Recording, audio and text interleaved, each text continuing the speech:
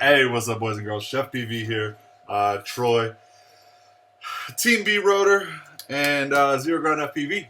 So we got obviously a camera in the middle of the screen here, and this is the Connex digital camera. Now I actually have one that this one is the one that's got the HP Plus lens, and it's out of my currently running Connex unit, which is the Turbo Mach Drone Designs Rana 2. So it was the second one I built. My first one was this camera here my first Rana, which I still also have, and it's flying. It just is no longer seeing, as you can see, because of the crack there, which actually caused some damage. So this occurred yesterday. Totally my fault. It's not a durability issue as far as cameras go. I mean, guys, we've all broken and busted cameras. Like this freaking case right here, I believe is of a run cam, is like split in half. I've been known to beat up cameras and kill cameras. Everybody does. So this took a direct hit to a branch at 50, 60 miles an hour. Sorry, I was charging to go fly here in a minute. And basically, it doesn't look as bad as it looked when I grabbed it off the ground. But when I grabbed it off the ground, the crack there had the lens pushed in. So it was actually leaning and crushing part of the board. So when I powered it back up, the VTX powered on, but it said signal loss. So I messed with the wires and stuff, and I pulled the wires out, and I realized that if the camera is not connected, it says camera disconnected, but still transmits, like the telemetry. But if the camera is connected, but the camera is not sending any signal, the VTX reads no signal detected, and it actually has like one red bar on the connection, but it has all the telemetry and everything else, which is just a little kind of weird, except for remember that this is all a digital input signal, and I guess everything basically says, hey, am I getting a signal? No, well, I'm not getting a signal. So don't confuse the signal with like the VTX signal. Apparently, the connection between camera and VTX is also a signal that could be notified. So, anywho, that's the long and the short of it. But when we open the camera up and take a look at what was actually damaged, see, what you can see is it crushed and came down on a tiny resistor. It's hard to see, but it's that little brown speck right there. And it moved it off its pads. The other one over here also, there was a second one on the other side that was moved off. Anywho, that got me to realizing, oh, something else was the IR filter came clean off the lens. It just flew right off. So what it got me to thinking was, in the future, I need to protect some of these components, I think, a little better. On the back side, there's some more components, but those are protected nicely by the case and the shielding. So that just drops right in. So we haven't been able to fix that one yet. We've kind of gotten it back. We've got it to transmit signal, but the signal it's transmitting is a horribly pixelated signal. So not quite fixed, but we did do some testing. So what we want to do is we're going to actually open up the good camera here, and we're going to prep this thing for crashing and hopefully not breaking any components on the board, because had it not broke the components on the board, I could have glued that kind of case back together and epoxied it, and I could have been flying that camera already again. So, you know, much like all my other cameras and VTXs, I'm trying to find how we can actually, you know, fix and cannibalize parts and, you know, all that stuff. So I am going to continue to try to fix that other camera. I have some ideas. I'm going to pull some resistors off of, I'm going to pull a resistor off of another board camera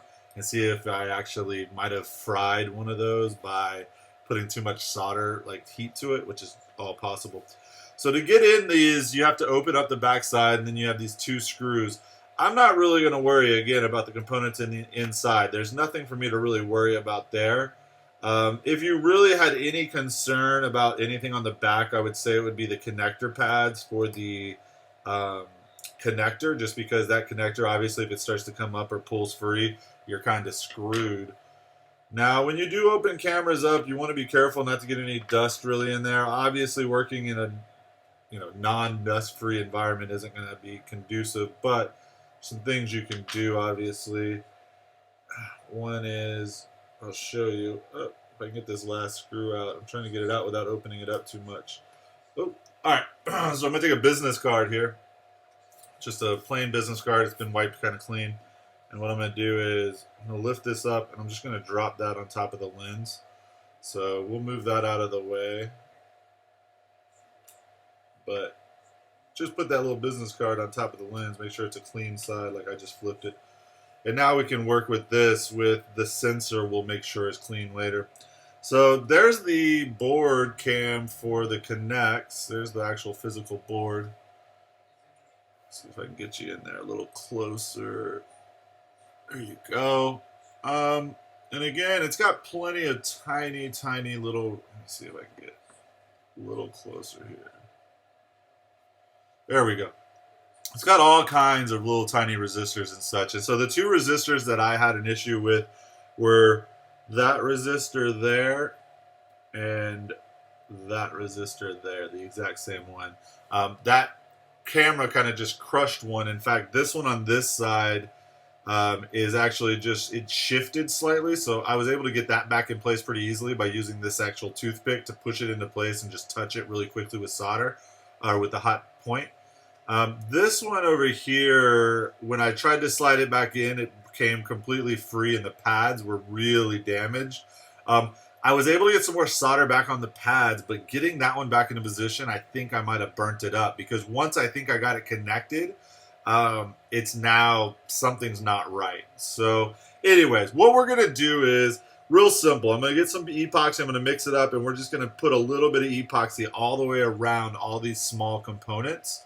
And that's just going to protect those components from separating off the board or creating crush, in a crash like I did yesterday, where I mean, really, that's all. I mean, had it just cracked the shell, I would have been completely good with that. Not a problem. But, it damaging resistors means micro soldering, and that is never fun or easy.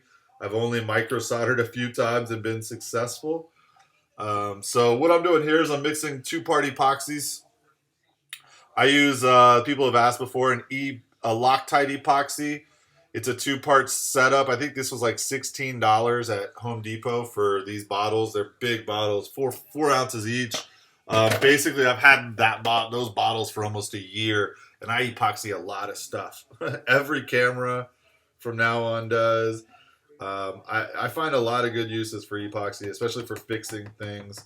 I actually will put it over power wires if one's kind of come free once, and I don't want it to, I'm using a PDB that's a little sketch, then I try to do it for the next time. So just get a little bit on the tip of my toothpick here, and I'm just going to drag right across the components. I'm also going to, after I'm done, go across. I'm going to make sure that, well, as I do it, I'm not going to get over these chips, these big chips. I'm just putting it around the edge. I'm going to put a dab over this LED. I've actually had one break already on my other camera too. That's a great spot to put a little bit.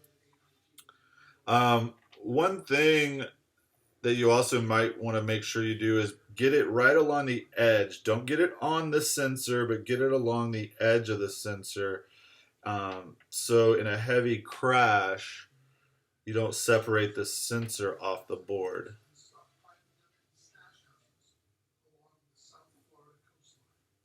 I got that a little heavier than I wanted, but... And the reason you don't want to get too heavy is you got to get this case back on it. Hey, what's up, Boosh? Hi. And Can I have a snack? Yeah, you can have a snack in just a minute whenever I get done, okay? Okay. So you see I'm pushing it right up against the edge of the sensor there, not on the sensor. Don't get it on the sensor. You will not clean this stuff off. All right. There we go. So we got a light coating on the whole thing. There we go. I recommend, because it's at this tilted angle, you don't want it at a tilted angle necessarily. I had it like that to show you. I would put it back in the case and just let it sit flat. This stuff takes about 5 minutes to set up. Once it's set up, I would go ahead and piece it back together and make sure everything kind of gets in there and flush before it hardens all the way, because you really want to seat the lens back. So I'm going to keep that lens covered for a few more minutes. I'm going to come back in about 5 minutes. I'm going to seat everything back together. You're going to put the lens kind of back in place, screw it in from the backside, and then you screw this thing back into that back shell. So we'll be back in just a minute to do that, all right? All right, so check it out. This has been sitting for a few minutes. We're going to go ahead and piece this thing back together while it's still malleable. Go ahead and there we go. So get our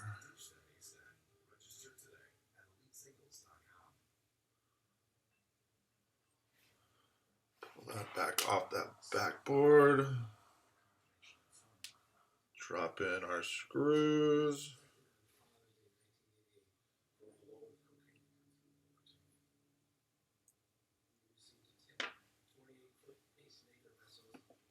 Sorry, I'm worried more about getting the camera right than showing you guys, I guess. My apologies.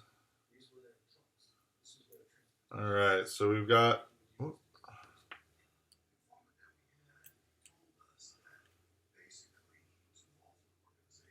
this is the way I look at it. This is going to seal this up a little bit. It's actually going to waterproof it a little bit too, actually, in theory, so it wouldn't be a bad idea to do the back of the board. But the way that I really look at it is this. I don't care that it's sealing this up kind of permanently, because if I were to get into a pretty bad crash, I'm sure that the force would kind of friction kind of, cause the parts to separate a little bit anyways. And I'm never going to be able to get in on those components and solder them. So I'm not worried about that. I'd rather protect than have the ability to go back and do something, if that makes sense. So we'll take that. We'll get the back piece on. We got 4 screws here. So, that just took a few minutes. If you take out the 5 minutes I waited in between, you can take I took the camera out right before this video of my quad, and it took about 3 minutes. So in about 10-15 minutes, you can take some precautions that will definitely help save your camera in the long run. And when we're talking about a camera as expensive as this one, I just think it's important that people, think about how can I better make it more durable. At the end of the day, it's still just a camera, and because of its size of the whole unit, I know a lot of us are taking some chances, putting it out a little bit further and a little bit more danger than we normally would a regular camera. So for me, straightforward, smart, no-brainer, really. All right, and just to show you guys that what we just didn't do any damage, we have connected it and paired it to our monitor there. So there we go. We're good to go. Camera, VTX, everything's still.